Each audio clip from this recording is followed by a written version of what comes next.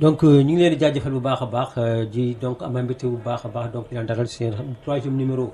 émission bi nga xam ne moom mooy fii si Salon Sport Saint-Louis News tey nag ñu am honneur bu rëy fekk ki nga xam ne moom mooy maître Alioune Aba Talib Gueye tey nag dañ ko recevoir vraiment donc en tant que sportif parce que il fut l'ancien président de la Ligue de Saint-Louis mais aussi tamit ancien président de la fédération sénégalaise de football xanaa rek tey jii ñu war a waxtaan moom si bare ci footballu Ndar mais tamit ci li nga xam tam moom mooy li fi xew fan yi moom mooy li nga xam mooy changement bi am au niveau donc de la fédération sénégalaise de football. comme ni nga ko waxee donc Ablaye Fall donc qui a été élu à la tête de la fédération sénégalaise de football si kaw ki nga xam ne mooy donc Augustin Senghor bi nga xam ni def na fi li nga xam mooy 16 ans à la tête de cette fédération. mais bala ñuy tàmbali waxtaan bi nga xam ne dama leen di bàyyi ak maître mu nuyoo d'abord ak askan bi rawatina internet yi nga xam ñoo ñuy suivre donc si salon yi rawatina émission bi nga xam mooy Salon Sport maître ñu ngi lay nuyu. waaw jërëjëf xam nga dafa fekk ni sama waa ji moom li nga xam ne moo jiite mbir mi mënuma ko bañal dara mais j'avais pris sur moi depuis 12 ans ne dootuma wax ci football ndax li ko waral présenté nga ma mais sama cursus sportif gën na gudd loolu effectivement j'ai été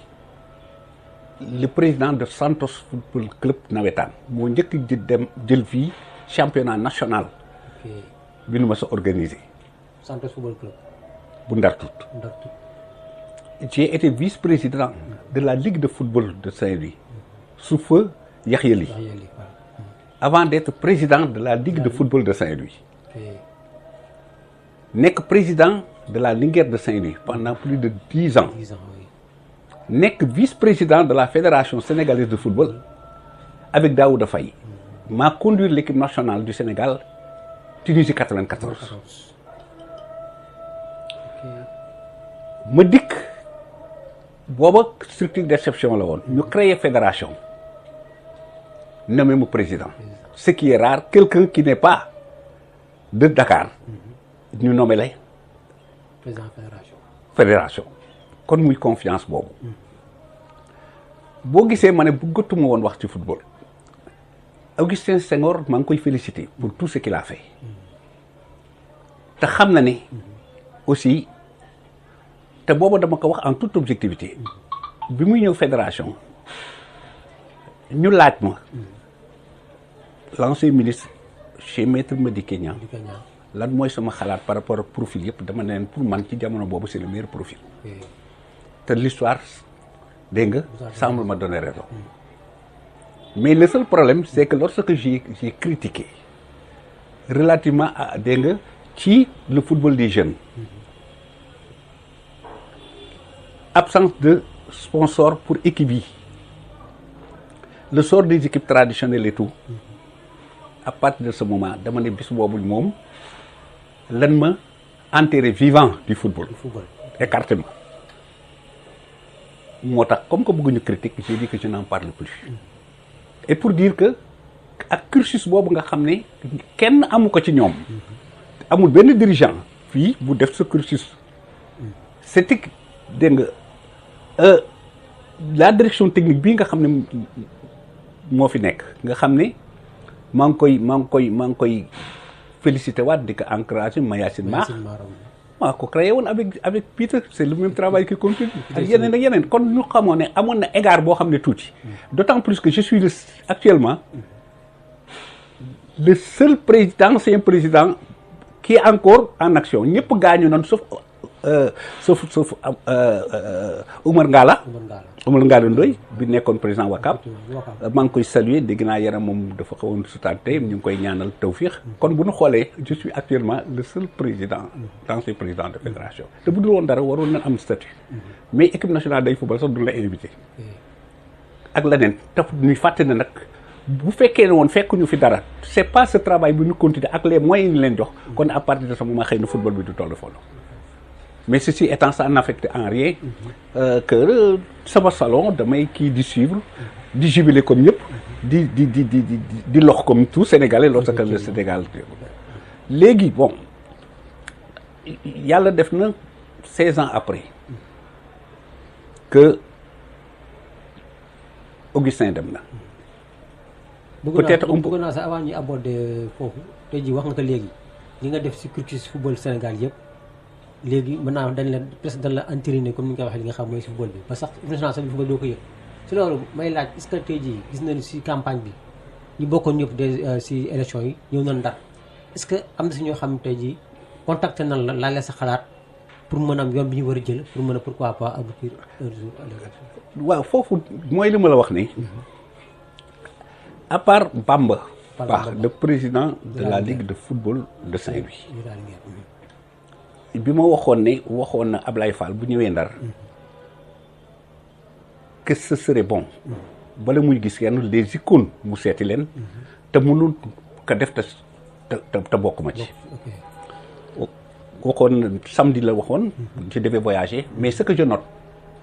c'est que même moom bu ma ko waxoon te Ablaye Fall lui-même jëlul l'initiative woo ma du ma ca dem mooy li ma la wax ne xam nga en fait dañuy fàtte ne ce sport là bu toll bu fii ñi ko yoroon démb sonn ci dans des moments plus difficiles moo tax te dañuy fàtte aussi que de ku nekkoon président suba daa ko bañ a nekkati te bu doon sa sago par rapport à tout ce que mu am tuuti reconnaissance mais je dis que le football amuñu reconnaissance pour tout ce que les gens ont fait ils préfèrent des politiques ak seen copains ak lu leen dégg lorsqu'il y a des matchs ñoom la ñuy invité lorsqu'il y a des déplacements équipe nationale nga xam ne c'est comme si tu n'as rien fait pour le football sénégalais c'est regrettable je pense que Abdoulaye Fall maa ngi koy féliciter di ko féliciter parce que confiance bi di ko féliciter aussi parce que comme j'ai dit c'est un président de club traditionnel te xam naa ne ci biir waxtaan wi daa xam lu tax ma ne man dégg nga je me reconnais dans sa nomination comme ni ma reconnais dans la nomination de Augustin parce que pour man le football doit être géré par les présidents de clubs traditionnels. ci loolu sax tey jii pour aborder directement li nga xam ne moom mooy li nga bëggoon junj léegi nan nga suivre li nga xam ne moom mooy processus élection bi ba tey jii ñu élire ki nga xam tey moom mooy Ablaye Fall à la tête de la présidence de la fédération. oui xam nga football dafa doy waar ndax si on se rappelle gis nga Argentine sous le président Menem bi mu nekkee président Argentine ñu contesté ka dégg nga bi Argentine jëlee coupe du monde avec la main de Dieu de Maradona mooy mbir bi mu marqué woon boobu waar amul ak loxo bi après dafa stabiliser waat régime ñëpp tàccu ko te booba kenn bëggatu ko gis dégg nga pour dire donc doole football moo tax enjeu yi bari te léegi bari na ci ñoo xam ne dañuy ñëw ci football pour xaalis buñ ci am bari na ci ñoo xam ne dañ ci ñëw aussi parce que pour carrière bi ñu mën def dans les instances internationales de football ba xam ne donc lobbying yi gis nañu j'ai suivi un peu de loin lobbying yi lu ne wax nañ ko ci mais ça c'est football mooy passion boobu parce que au niveau de la CAF de la FIFA c'est les mêmes lobbying mais heureusement tout c'est bien passé ba xam ne donc la volonté des sportifs moo exprimé wu en la personne de Abdoulaye Fall qui est président d'un club traditionnel donc boo dul dégg bu baax sax mais pour dire que vraiment tout le courage qu'il lui a fallu pour que mu ñëw mën accéder à ce stade. mais est-ce que tey jii yow en tant que ancien président fédération en tant que sportif est-ce que tey lii du surprise nga gis tey jii maanaam Abdoulaye Fall nekk à la tête de cette fédération ci kanam ki nga xam ni il a fait 16 ans si nga xam mooy tête fédération bi. est-ce que surprise yow. xam nga li ñuy wax le monde le cimetière est plein de gens. lu ñu pensé woon ne que ce sont des gens indispensables. ku def sa circuit rek sa kii da ngay dem te ku si ne da nga war jàpp ne li ñu la jox ak da nga yor gënoo kenn dégg nga mënoo kenn dan la ko jox ni nga ko mën a téye la ko xëy na fukk mën a téye noonu wala nu ko raw waaw ba xam ne bu ñu la joxee dégg nga à un certain moment da ngay dem seetal man bi may quitté la Linguère dégg nga les gens dañ ne non président on mais dafay am moment boo xam ne boo demee ba egg fa da ngay def rupture bu dee mbir bëgg nga ko pour jox kaneen ñu joxaat ko beneen suuf d'autant plus que le football sénégalais dégg nga comme li ñuy wax c'est une pyramide renversée dégg nga c'est encore des politiques de campagne c'est encore élite bi la ñu xool ba xam ne les problèmes dégg nga yi nga xam ne fondamentaux du football dégg nga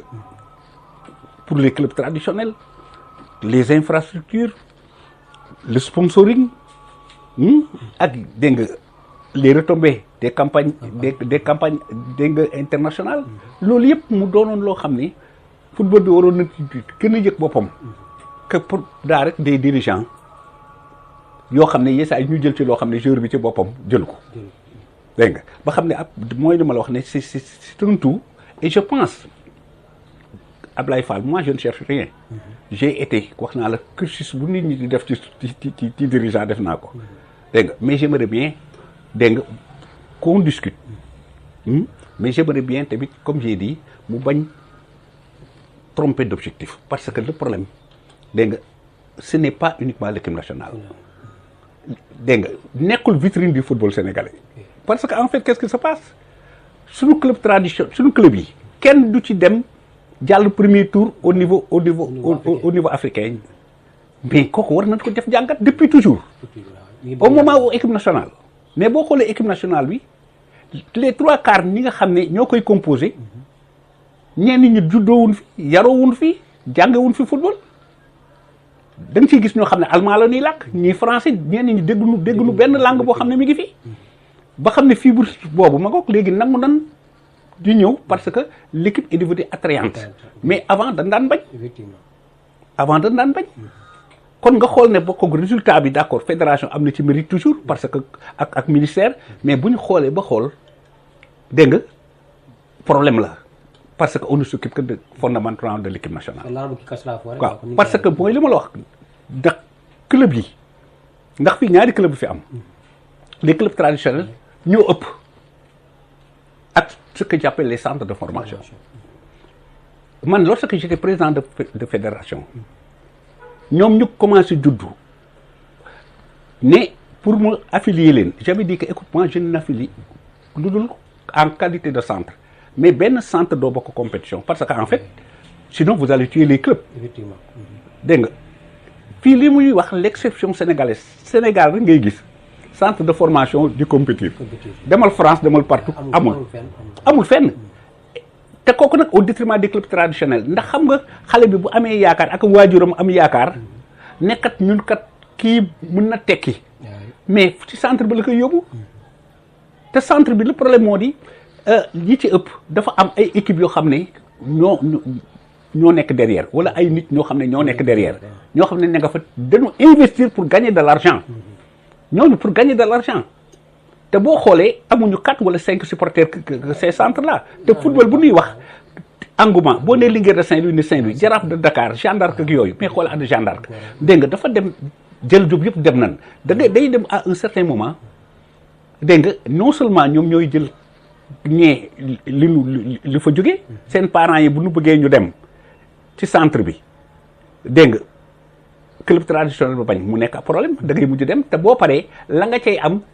buñ ko jaayee c'est minime par rapport la ca centre ba am et ensuite centre yi ñëw bokk ci suñu compétition jël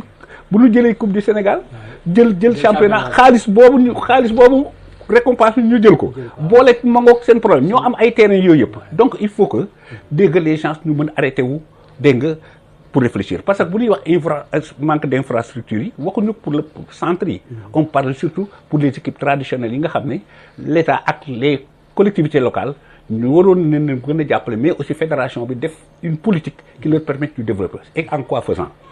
léegi nit ñi dootuñu philanthrope dama maye xaalis pour football jeex na gis nga ñun président ba na ñoo xam ne dañuy daw parce que la nga am yépp yaay fay jour yaay fay groupement yaay def lépp yeesaa yi nga dégg ci ay saaga ba pare la nga war joxe sa njaboot yëpp jox ko da ngay dem ba mujjutaay lay doon jox keneen je suis dégg naa tout ce que Ablaye Fall a fait pour son équipe pour vilam pour que fu mu jógee muy équipe boo xam ne daaw ko sax dégg AS Bambey tey bu demee yëkkati ko fii ba mën moom statut ni mu ko yëkkatee la mu daj ak la muy joxe du ko wax kenn mais loolu nag dafa war a dañ que club yi mën ci seen président essoufflé te loolu li ko war mooy déjà retombé yi ñuy am au niveau des campagnes parce que équipe nationale dafa war jëriñ équipe yi mais boo seetee lan leen di jox di ko distribuer bu ñu ñëwee équipe bu ne la muy am ak membre comité exécutif fédération yi jirage la ñuy am duñ ko wax kenn bokkul sax mais ensuite un football ni ko amee sponsor mooy société yi jàpp mais société yi bu fekkee ne football bi jaayinu ko la télé d'une façon gisoo mu mën vraiment ñu jaay di ko wone ñun suñu championnat moo gën bu Côte d'Ivoire mais xoolal Côte d'Ivoire bu ñuy fubal da ngay seet amee ak canal am nañ protocole dañ koy wone nga xool ne ñun suñu non seulement doo sax gis public mais loolu lu tax au niveau du Sénégal mënuñ ñu ko def ba mën penser à partir de ce moment que club yi da permettre ñu éclore mais comme j'ai dit lorsqu'on ne pense qu'équipe nationale fondamentalement les équipes nationales loolu du sotti dégg nga moi je serais fier lorsque équipe de Bambey wala équipe du Niayes wala équipe de la Casamance wala doolu surtout ces équipes traditionnelles am kenn koo ci xam ne dem na au moins ba jël Coupe d'Afrique parce que la fédération méritam dëgg moo di le football local méritam dëgg mooy club am yi dem ba niveau des autres clubs xam nga yeesaay sant yi doon anachronisme bu fekkee ne yow da ngay dem say clubu dëkk bi di dóor say club pourtant sa équipe nationale di dóor seen équipe nationale dégg nga xam nga loolu yëpp affaire jàng la l'équipe nationale c'est l'arbre qui cache la forêt dégg nga wax naa nag ñu baal ma parce que yii may wax xëy na du neex tout le temps moo taxoon bëggatuma sax wax mais dama ne il faut que ñu def looloo tax ma ne et je le persiste dégg nga organisation suñu football bi fokk ñu xoolaat ko statut des clubs traditionnels fokk ñu xoolaat ko statut dégg nga des centres de formation fokk ñu xoolaat ko parce que buñ ko deful à la limite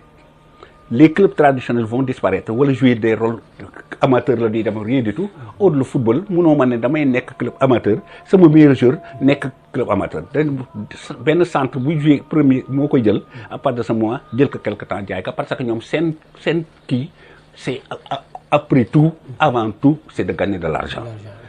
te le danger équipe yi formé centre yi fii nga xam ne ñooy partenaires yi et tout ñooñu ñoo def de l'argent parce que ñi diriger fii centre yi amuñu xaalis mais le jour où équipe yooyu gisatuñu que ne modèle sénégalais intéressé na leen léegi ñu rocceeku waaw dem beneen pays centre yooyu daanu fekk na suñu club traditionnel yëpp ndërmeelu mais boobu ana football sénégalais il faut que tamit ñu wan di waxante dëgg dégg nga di mënti waxante dëgg di seet li nga xam ne moo war équipe nationale bu gagné Sénégal yëpp danoon kontaan mais Linguère de Saint-Louis bu jëloon Coupe d'Afrique dégg nga ndar yëpp d'accord Casamance c'est la même chose paneen d'accord ba xam ne vraiment il faut que dégg nga ñu réfléchiraat ci loolu yëpp dégg nga pour mën permettre équipe traditionnelle yi egg niveau boobu bu ñu eggee niveau boobu nag wax naa avec l'État avec la fédération avec les collectivités territoriales dégg nga à partir de ce moment si la ñu mën am terrain yu baax mais da ngay seet club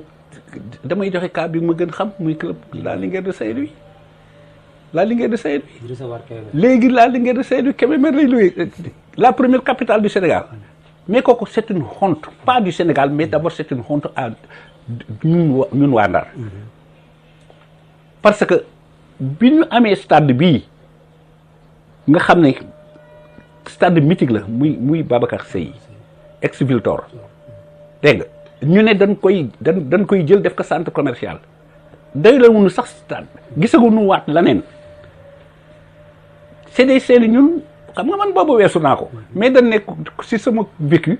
dégg nga nañ def un collectif pour opposer wu que nen d'autant plus que l'État amoon na lu mu def moo di lan il y avait un budget qui était déjà voté dégg nga de 11 milliards et quelques ne li xaj fii nan ko def ci maître Babacar Seye ah leneen li nga xam ne xajutu dégg nga muy palais du sport bi ñu def ko ma wadd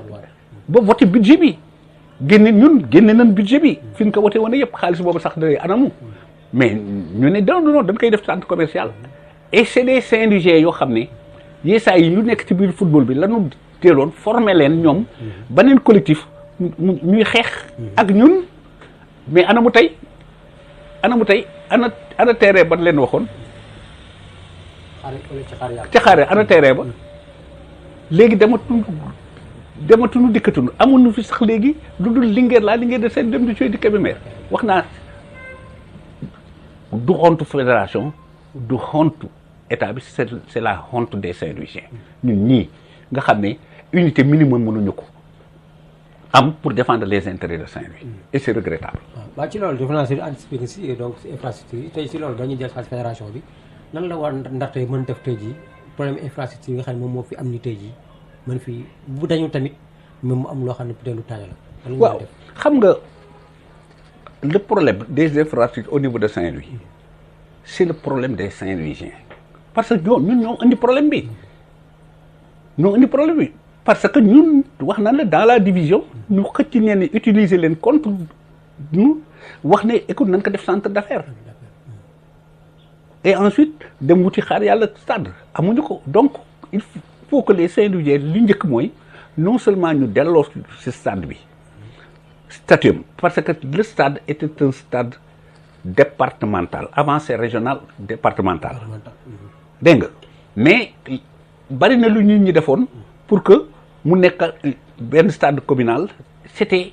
pour bu nekkee stade communal maire bi Ndar rek moo ci am baat maire Ndar rek a ci am baat bokkul ak bu nekkee départemental nga xam ni maire yi nga xam ne yëpp ñoo former le département te kon duñ ci d'accord léegi nag d'abord il faut que ñu fexe ba mu dellu que la mu doonoon le stade départemental de Saint-Louis buñ ko defee ba pare nag ñu seet nañ leen ko réhabiliter en quoi faisant déjà nanu geex xaalis bi nga xam ne prévoiroon nan ko ca budget ba de l'État ñu wax ñu xaalis boobu fu mu nekk ndax génne woon nañ ko ba kii ko moom la doon jëriñ dégg nga et ensuite comme j'ai dit discuter au niveau de la commune ci mairie bi ndax mairie bi mooy war jiitu ci lépp balay état bi ñu seet aussi la mairie lan la mën waxu ndax c'est faible moyen mais ci compétence décentralisée Ndar bari na ay xarit am na partenaire ay lil ak yooyu yëpp nga fii nga xam ne à partir ay lu nu mën a discuter ba lu nu ñëw ba réhabiliter ko def kii mën na am mais yooyu yëpp c'est des initiatives yoo xam ne moom laa na wax ne dañ doomu Ndar yi dañ ci war a nekk sport yi dañ war a nekk ku la ciy fekk ci mais di rek yëpp nga def ko au niveau de l'État te état problème yu bari dégg nga difficultés yi bari comme dans tous les autres pays bëgg jël yëpp teg ci état dana jafe. est-ce que tey jii ak dugub bi nga xam tey Bamba Ba tey nekk président de la Linguère président de la de Saint-Louis dugub tey jii au niveau donc du bureau man la ko tuddee commerce bi est-ce que loolu tey mën na apporter ji benn solution si nga xam ni non seulement dans l'ensemble football Ndar mais tamit pour infrastructure tamit ñu mën si tey li nga xam ne moom la Ndar war a am. waaw xam nga lu njëkk déjà pour la Linguère la Linguère mooy équipe phare de Saint-Louis dégg nga les gens s'étaient battus ba am na stade bu rëy terrain bu rëy Gandon. dégg nga boo xam ne Maodo Diagne maa ngi koy nuyu sonn ci lool ba léegi papier yëpp mu dox na ci ba sonn ba am ay délibération yëpp ñu ne woon dañ koy def dégg nga complexe sportif foofu la ñuy xaar ku mel ne Bamba nga xam ne am na envergure dégg nga am na vécu ndax bu fekkee ne gérer samedi ak dimanche fay jour rek vraiment c'est déjà quelque chose mais c'est pas ce qu'on attend de la Linguère du futur mais li ñu bëgg mooy fexe ba Linguère am ay infrastructure boppam te loolu nag initiative la yoo xam ne comme j'ai dit c'est avec des partenaires c'est avec la commune c'est avec l'État mais surtout benn savoir-faire boo xam ne qui permettre dégg nga ñu dem ci ndax Linguère bu ko amee ñëpp dana ko am ndax li ko wane mooy président de la Linguère yann mooyam gën yokku mais gis nga même dañ ko def candidat de la Ligue moom du woon candidat ndax ñun li ñu bëggoon mooy Linguère doy na sëkk pour le moment na ñëw ci Linguère ba étape yi ñu bëgg Linguère yëpp dégg nga mu franchir que mais bu fekkee ne tamit Linguère Ndar yëpp a ko moom club Ndar yëpp a ko moom ndax jour bu mu soxla ñoo koy jox kon ñoom ci seen bopp bu amee une grande ñoo xam ne dañu ñëw nekk dañu bëgg nga ñëw présenté wu donc du dana sañ dégg nga je profite de cette occasion pour kii nga xam ne moom la doon jàmmarloo dégg nga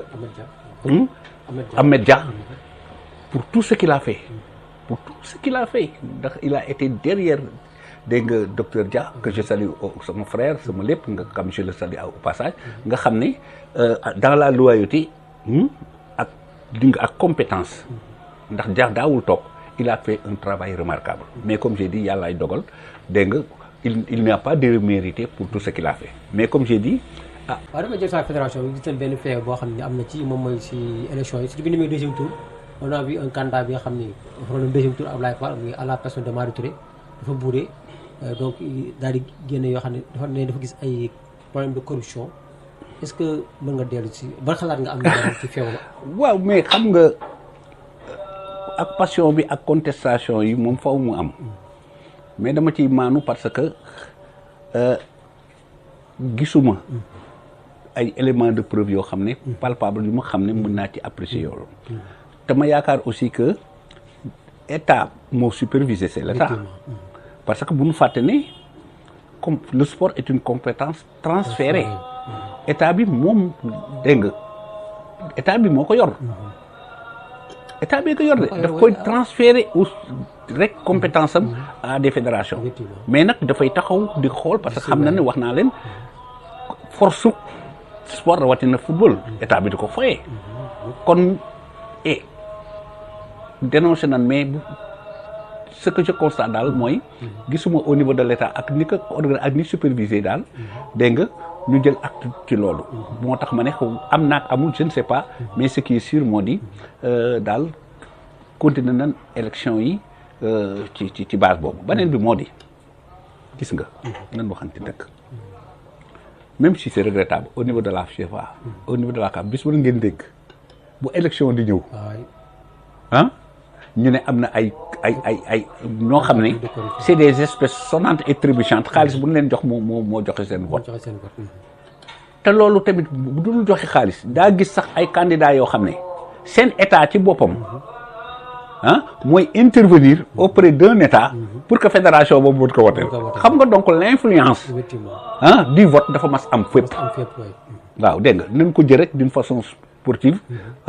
xam ne en définitive comme ñu la waxee fokk aussi ñu gëm ne yàlla booy joxe nguur waaw ki mu désigné daal wax na en définitive yaay jël yaay li koy wax moo ne Augustin boo gisee mu xam naa ne naagu compte li mu def en tant que président am résultat boo xam ne kenn masu ko am mu di am Coupe d'Afrique dégg nga les catégories jeunes plus ou moins ñu ngi góorgóorlu alors mu nekkoon léegi sama bilan bi war na tax ñu mën ma falaat loolu doon dugal ci boppam loolu la espéré woon mais gis nga les parfois l'envie de changer pour demaat ci yeneen paradigme pour demaat ci yeneen niveau ci yeneen orientation dafay wax tam comme ni la wax gis nga nguur waaw dégg nga dafa am foo xam ne boo ko demee ba egg ci kaw fa ngay war a bàyyee waaw gis nga boo ñëwee ba ca fan la soxlaa bëgg kii ba ñëpp bëgg kii bàyyee foofu waaw foofu mooy gën mettre en valeur say réussite parce que lu yéeg rek day mas a wàcc waaw loo yëg te nag li bon yéege ba pare ànd ak moom wàcc moo bon waaw si loolu tey ak coow loolu amoon ak tamit tey jii ni fédération est-ce que tey yaakaaroon di mën na am benn impact si campagne bi nga xam ne ñooy war nga ko def au mois de septembre parce que ñu am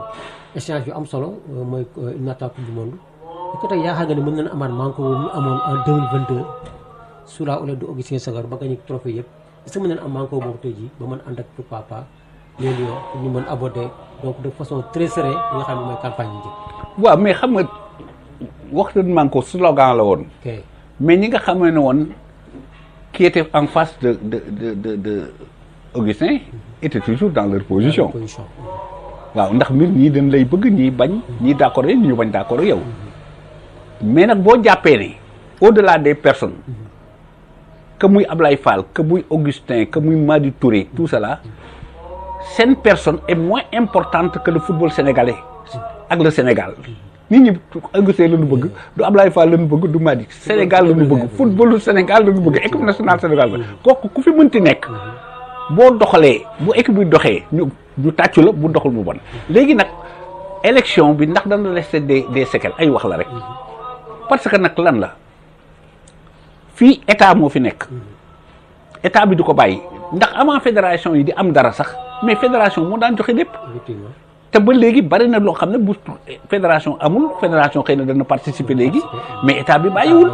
ndax am na yoo xam ne du ko seetaan du seetaan équipe nationale bañ dem dans les meilleurs hôtels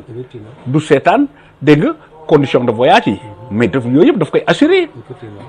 logistique yooyu yëpp daf koy assurer te état day accompagner ñi nga xam ne nan waxante dëgg pas les administratifs mais les techniciens qui sont à côté techniciens yooyu ñooy dem xool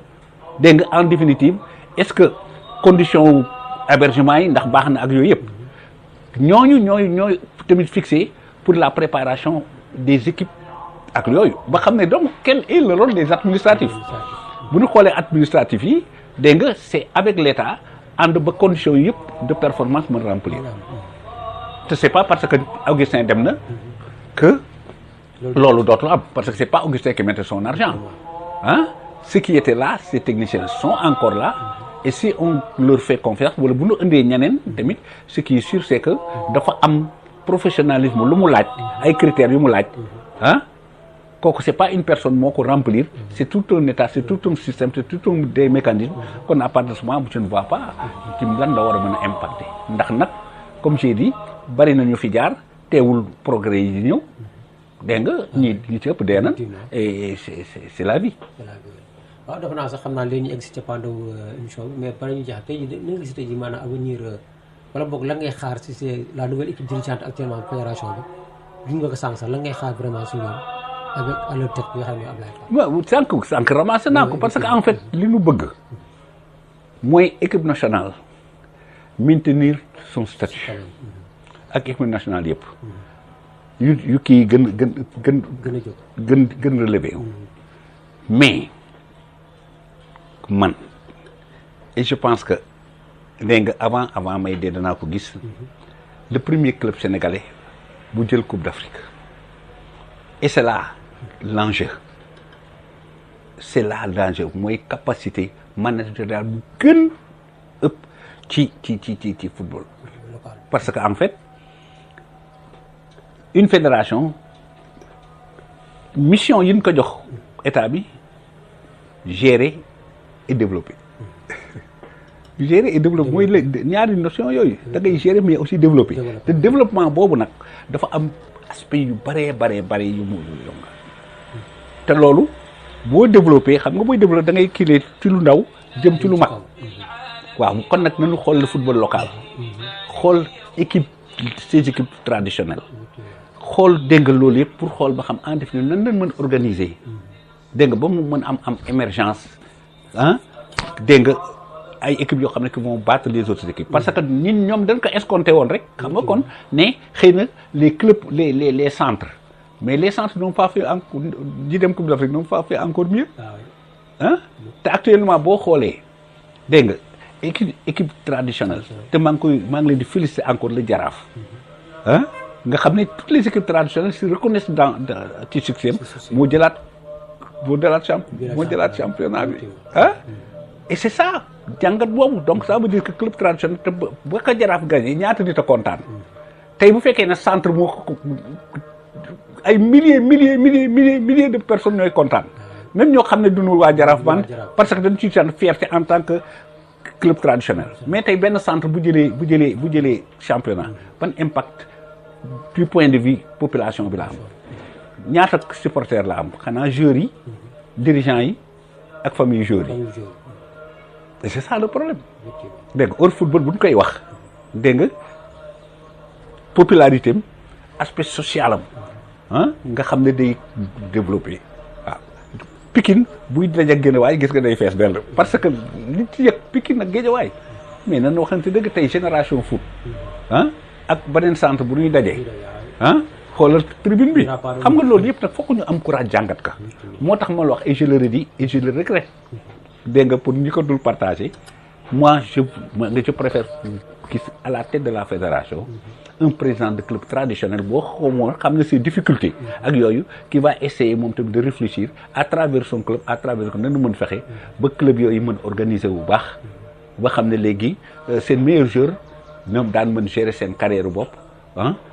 parce que je dis et la prochaine coupe d'Afrique bi nga xam ne club moo koy jël moi je suis certain que ce sera un club traditionnel comme le Jaraaf. dégg nga ñu lay jaajëfal lu baax a baax vraiment xam na ni sa temps donc xar na ba amoo jot bi mais nag nangul nga ñi nga xam ne invitation bi nga xam ne moom lañ la donc laaj si nga xam ne mooy Saint-Louis seen 3e numéro Salon Sport ngay jaajëfal bu baax mais xanaa ñu bala ñuy tàggoo rek ñu jox la donc kon joxe sa mot de la fin. J'avais décidé par ci wax ci football sénégalais. Dégg nga mais je ne le regrette pas aussi. parce que quand même ça m'a permis. moo mën a wax. léegi nag daal xanaa di jéggalu. koo xam ne ci wax ji am na lu la ci froissé cherché wu ma ko. parce que wax man damay wax tuuti ne je ne cherche pas à plaire mais j'ai pas peur de déplaire bu fekkee ne dëgg moom da nga koy wax. dégg nga mën naa juum. mën na ne du noonu mais comme j'ai dit yàlla xam na ne li mu wax dama ko gëm te dama ko mas défendre. principe bi mu mas a défendre rek je continuerai à défendre même bu dee man kenn. dégg nga ndax du ma ci jaayil ku ci am cursus bi ba toll ci fii wax naa la neen dafa am tuuti rek lu ma fàtte loo xam ne bëgg naa Ablaye Fall defaat ci xel xam nga bu muy rappelé waxtaan c'est direction technique nationale maa ko installé avec Peter ak ñoom Mayacine Mar tout cela ñu defoon un plan de développement technique yoo xam ne gis nañ ni le tournoi dañ daan def que toutes les équipes am des juniors première année bi CTR yi c'est-à-dire direction technique démembrement moom yi nekk ci département yi dañ leen war boole ñooñu di suivre les compétitions au niveau de leur département dégg nga direction technique nationale ñëw di xool président fédération bi di dem di xool ak ay membres am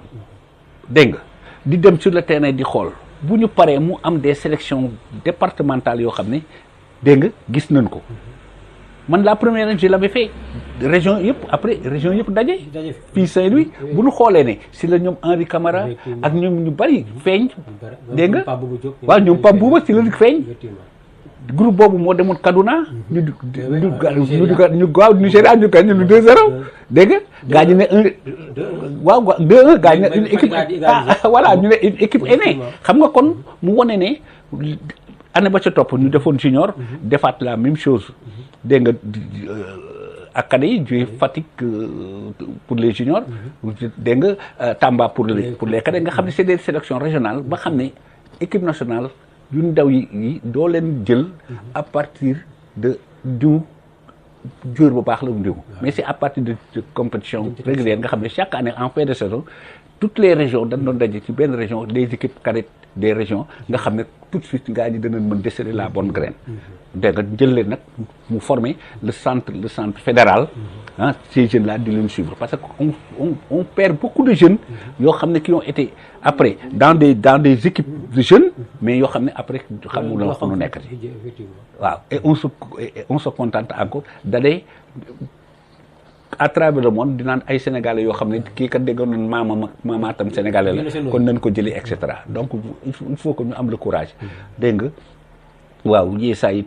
toogaat xool bu baax a baax def ay pas yu sûr même bu dee nank mais ay pas yu sûr waaw c'est ça le football. jërëjëf merci Alioune Abatal Gueye tey moom moo nekkoon tey jii suñu invité seen émission Salon Sport donc nekkoon 3e numéro di jaajëfal ñi nga xam ne internet yi nga xam ne ñoo doon suivre depuis di leen donc jaajëfalaat bu baax a baax. di leen jox daje prochainement seen beneen émission d'ici là portez-vous bien bye bye et à la prochaine.